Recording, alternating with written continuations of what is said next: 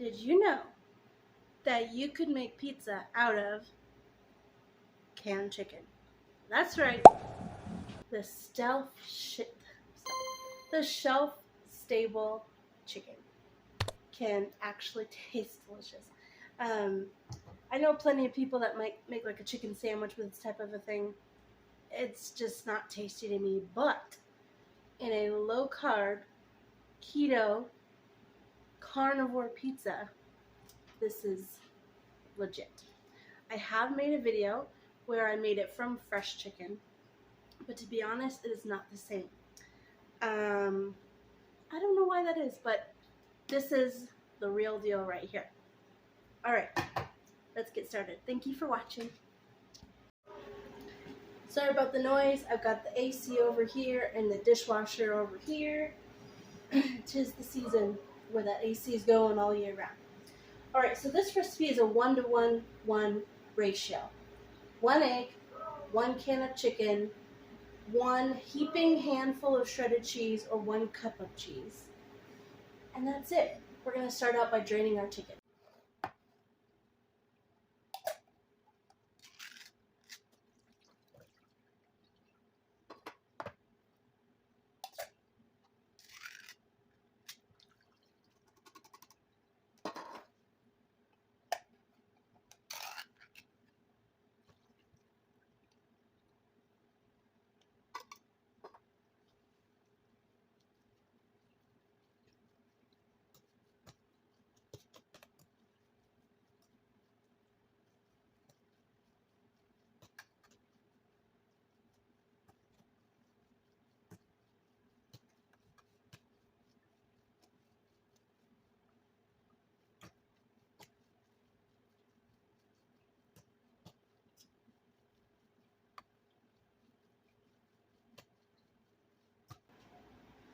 Okay, so I have all of my chicken drained into the sink, a bowl. I did it in a bowl just to kind of show you what it would kind of look like here today.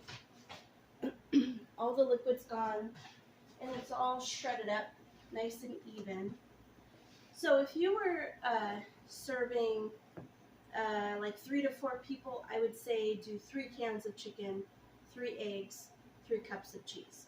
If it's more like 1 person, 1 can, 1 egg, 1 cup of cheese. I pretty much have it down to where I just grab a handful because I kind of have an idea of how much a cup would be. But if you're more comfortable with measurements, it's 1 cup of cheese. Alright, we're going to get all the ingredients together. My oven is preheated at 415. And basically you want it somewhere in the 400 range, depending on your oven. If your oven runs a little hot, I'd say 400 is probably plenty. Mine tends to run a little bit cooler, so I do just a skosh above 400, about 415. I'm going to get all this together, and I am going to par cook it. I'm going to cook it for about 15-20 minutes with nothing on it, and then I'll take it out and add my toppings. And that gives the chicken a chance to kind of dry out and firm up for your toppings. Because of course this is not a traditional pizza where the bread really stands up.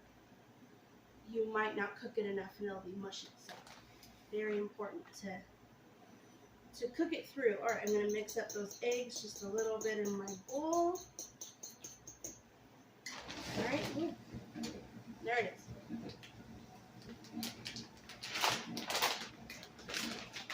3 cups of cheese.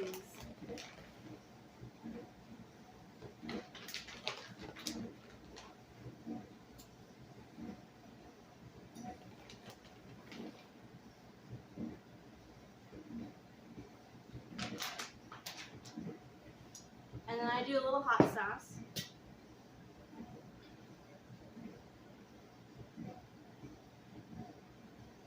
Probably about 3 tablespoons. If you don't like it spicy, leave it out. And then I'm just going to add some oregano and Italian seasoning just to kind of zhuzh this up a bit. I'll show you that process.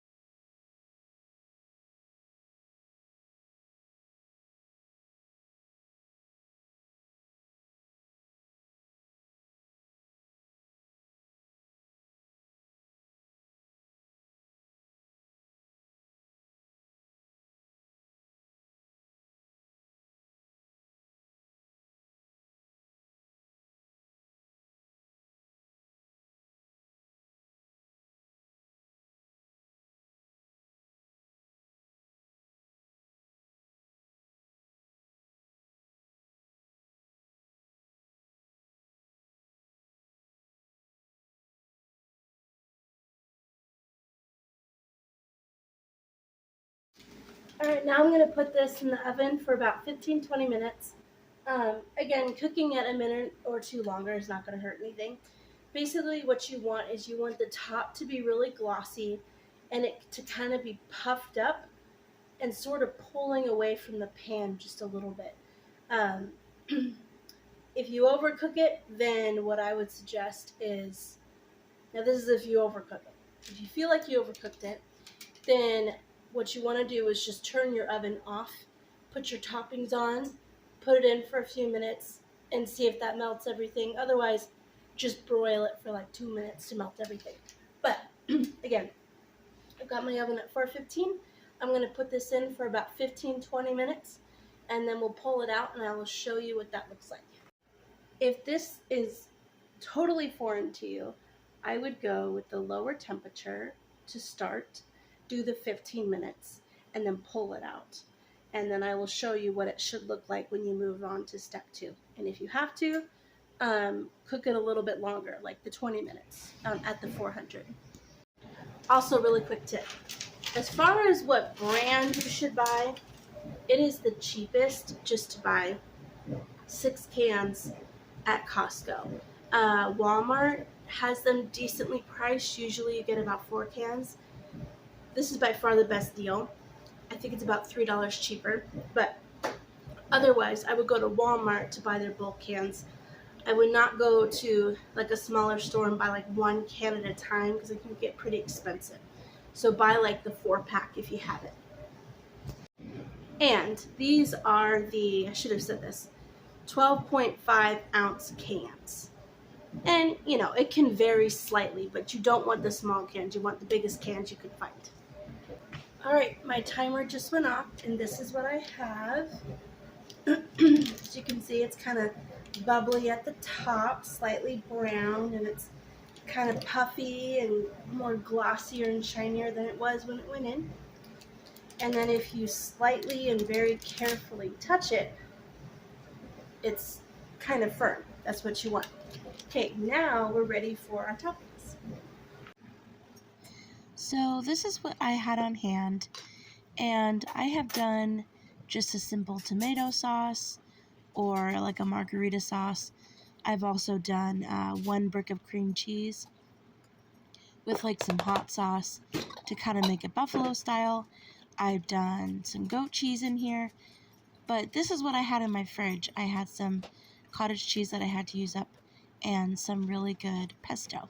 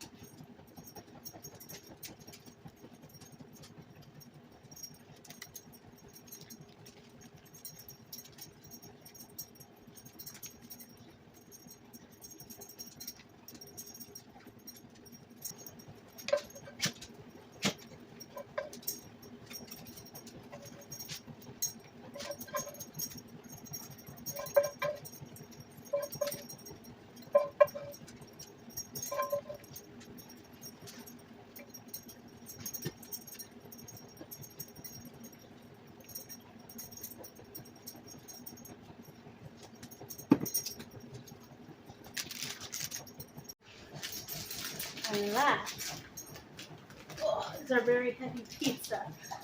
Alright, oven is still 415. We're going to put this in for about 15 more minutes until all the cheese is melted and it's all toasty. And the edges will brown a little bit more too.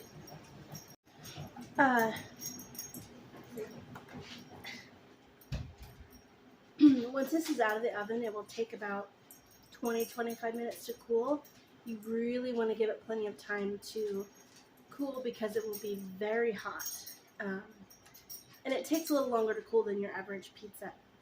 And that kind of helps bind it too. So about 20-25 minutes, we'll be ready to slice it. I'm so excited for you to see the finished product. See you in a minute.